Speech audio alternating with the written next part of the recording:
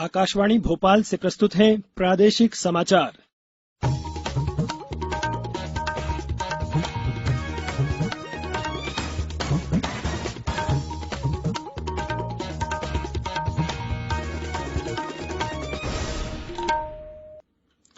नमस्कार, समाचारों के साथ मैं नवनीत चौबे। पहले एक अपील। देश भर में 18 वर्ष से अधिक आयु के सभी लोगों के लिए सरकारी केंद्रों में निःशुल्क टीकाकरण अभियान चलाया जा रहा है। आपसे अपील है कि कोविड रोधी टीका जरूर लगवाएं। कोरोना महामारी के प्रति कोई भी लापरवाही न बरतें। जब तक आवश्यक न हो घर से बाहर न निकलें और इन आसान उपायों का पालन करें। मास्क लगाएं, 2 गज की सुरक्षित दूरी बनाए रखें, बार बार हाथ धोएं और साफ सफाई रखें और टीका लगवाएं। कोविड से संबंधित जानकारी देने और उनके मार्गदर्शन के लिए राष्ट्रीय हेल्पलाइन कार्यरत है। इसका नंबर है 011-2397-8046 और 1075।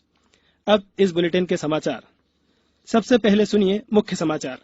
गृह मंत्री अमित शाह ने कहा, देश के सीमावर्ती इलाकों में जल्द ही स्वदेशी ड्रोन प्रणाली तैनात की जाएगी। 2022 तक सीमा पर बाड़ लगाने का काम भी होगा पूरा। मुख्यमंत्री शिवराज सिंह चौहान ने बुरहानपुर को दी 173 करोड़ के विकास कार्यों की सौगात। कोरोना को लेकर लोगों को किया आगाह। गंज बासोदा हादसे के बाद अब पुरानी बावड़ियों और कुओं की होगी जांच, संभाग आयुक्त ने दिए निर्देश। और प्रदेश में कल से बारिश की फिर उम्मीद। हवाओं का रुख बदलने से भोपाल समेत कई जिलों में हो सकती है वर्षा। अब समाचार विस्तार से। केंद्रीय गृह मंत्री अमित शाह ने आज कहा कि देश के सीमावर्ती क्षेत्रों में जल्द ही स्वदेशी ड्रोन प्रणाली तैनात कर दी जाएगी। उन्होंने कहा कि रक्षा अनुसंधान और विकास संगठन तथा अन्य संबंधित एजेंसियां इस पर काम कर रही हैं। गृह मंत्री नई दिल्ली में सीमा सुरक्षा बल के 18वें अलंकरण समारोह को संबोधित कर रहे थे। उन्होंने विश्वास व्यक्त किया कि देश के अर्धसैनिक बल सीमाओं की सुरक्षा के लिए किसी भी चुनौती का सामना करने में सक्षम हैं। श्री शाह ने कहा कि नरेंद्र मोदी सरकार ने देश के सीमावर्ती इलाकों में बुनियादी ढांचे की मजबूती को उच्च प्राथमिकता दी है। उन्होंने कहा कि प्रधानमंत्री का मानना है कि अगर इन इलाकों में बुनियादी ढांचा मजबूत नहीं रखा गया तो देश की सीमाएं सुरक्षित नहीं रह पाएंगी। उन्होंने कहा कि वर्ष 2022 तक सीमा पर बाड़ लगाने का कार्य पूरा हो जाएगा। मुख्यमंत्री शिवराज सिंह चौहान ने आज बुरहानपुर में 173 करोड़ रुपए के विकास कार्यों का भूमि पूजन एवं लोकार्पण किया। इस दौरान उन्होंने पूर्व सांसद स्वर्गीय नंद कुमार सिंह चौहान को याद करते हुए कहा कि मैं उनके विकास के अधूरे कार्यों को पूरा करूंगा। श्री चौहान ने चिकित्सकों, महिलाओं, युवाओं से वर्चुअली संवाद भी किया। भूमि पूजन और लोकार्पण कार्यक्रम के दौरान बुरहानपुर जिला अस्पताल का नाम बदलकर स्वर्गीय नंद कुमार सिंह चौहान जिला अस्पताल किया गया। मुख्यमंत्री ने विमोचन पट्टिका का अनावरण किया। श्री चौहान ने कोरोना की दूसरी लहर के दौरान बुरहानपुर के लोगों द्वारा दिखाए गए संयम की सराहना करते हुए कहा कि इस अनुशासन के बल पर ही जिले में संक्रमण की रफ्तार पर काबू पाया जा सका। हालांकि मुख्यमंत्री ने विदेशी राष्ट्रों का जिक्र करते हुए लोगों को आगाह किया कि अभी भी यह बीमारी पूरी तरह खत्म नहीं हुई है, लिहाजा मास्क लगाएं और सोशल डिस्टेंसिंग का पालन करें। ऊर्जा मंत्री प्रद्युम्न सिंह तोमर ने आज ग्वालियर विधानसभा क्षेत्र के अंतर्गत आम नागरिकों की समस्याओं को जानने और उनका निराकरण करने के उद्देश्य से किला गेट के सेवानगर तक पैदल भ्रमण किया। उन्होंने क्षेत्र के नागरिकों से मिलकर उनकी समस्याओं के बारे में जानकारी ली तथा संबंधित अधिकारी को मौके पर ही समस्या के शीघ्र निराकरण करने के निर्देश दिए। उन्होंने कहा कि सड़क, सीवर, पानी, बिजली आदि से संबंधित समस्याओं के लिए आम जनों को परेशान न होना पड़े, समस्याओं का त्वरित निराकरण किया जाए।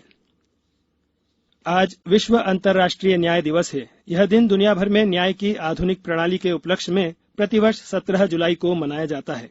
यह दिवस वंचितों और प्रताड़ितों को सामाजिक न्याय देने के संबंध में मनाया जाता है। इस वर्ष विश्व अंतर्राष्ट्रीय न्याय दिवस की मुख्य विषय वस्तु a call for social justice in the digital economy है। प्रौद्योगिकी और सोशल मीडिया ने दुनिया के लिए विभिन्न हिस्सों में रह रहे लोगों को एक साथ ला दिया है। इसके साथ ही डिजिटल असमानता भी बढ़ी है। अब समाचारों में वक्त है एक ब्रेक का। कोविड-19 से बचाव और सुरक्षित रहने के 3 उपाय। मास्क लगाएं, 2 गज दूरी है जरूरी, सुरक्षित दूरी रखें, हाथ और मुंह साफ रखें।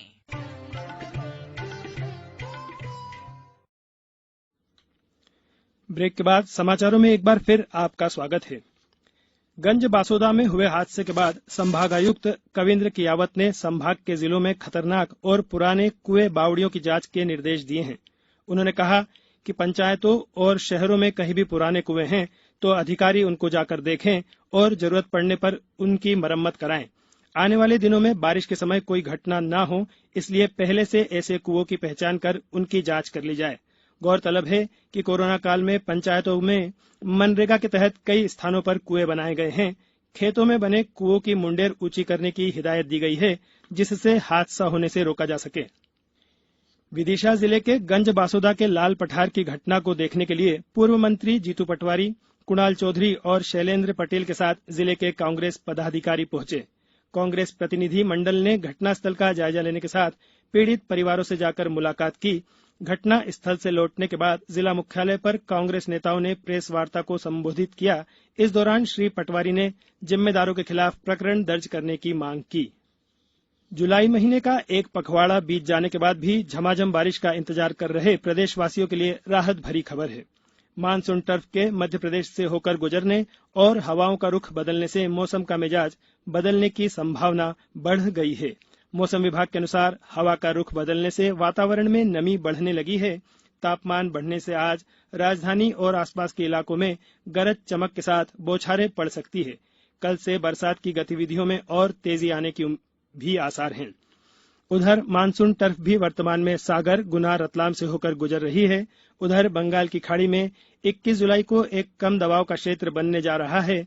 इस सिस्टम के आगे बढ़ने से मानसून के फिर सक्रिय होने की उम्मीद है। इससे जुलाई के अंतिम सप्ताह में प्रदेश में अच्छी बरसात देखने को मिल सकती है।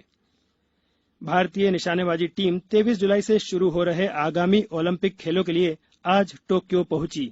टोक्यो पहुंचने पर कोविड-19 परीक्षण के लिए शूटिंग दल के नमूने एकत्र किए गए हैं और वे सभी परिणाम की प्रतीक्षा कर रहे हैं। सौरभ चौधरी, अभिषेक वर्मा, ऐश्वर्य प्रताप सिंह तोमर और अंजुम मोदगिल भारत के निशानेबाजी दल के प्रमुख चेहरे हैं।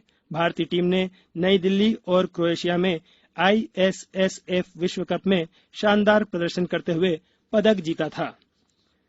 अब कुछ समाचार संक्षेप में। अशोकनगर जिले में अब कोई भी कोरोना संक्रमित मरीज नहीं है। अभी तक जिले में 3670 कोरोना संक्रमित मरीज मिले हैं। इनमें से 3613 मरीज स्वस्थ होकर अपने घर लौटे हैं। देवास जिले में एक महीने से एक भी कोरोना का मरीज नहीं मिला है। शिवपुरी जिले में दस्तक अभियान 19 जुलाई से 18 अगस्त तक चलाया जाएगा।